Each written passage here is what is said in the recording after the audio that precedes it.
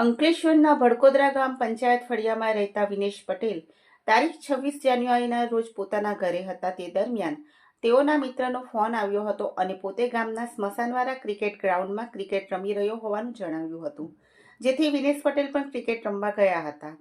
જેઓ મેચ રમી ગ્રાઉન્ડની બહાર પોતાની બાઇક પર બેસી મોબાઈલ ફોન પર વાત કરી રહ્યા હતા.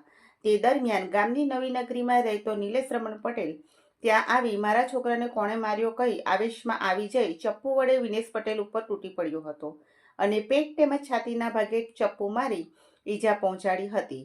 ઈજાના પગલે ઈજાગ્રસ્ત યુવકને તાત્કાલિક સારવાર અર્થે અંકલેશ્વર ESIT હોસ્પિટલ બાદ વધુ સારવાર અર્થે ખાનગી હોસ્પિટલમાં ખસેડવામાં આવ્યો હતો. બનાવ અંગે અંકલેશ્વર GIDC પોલીસે હુમલાખોર નિલેશ પટેલ વિરુદ્ધ ગુનો નોંધ્યો હતો. પોલીસે આ મામલામાં ગણતરીના દિવસોમાં જ આરોપીની ધરપકડ કરી કાયદેસરની કાર્યવાહી હાથ ધરી છે.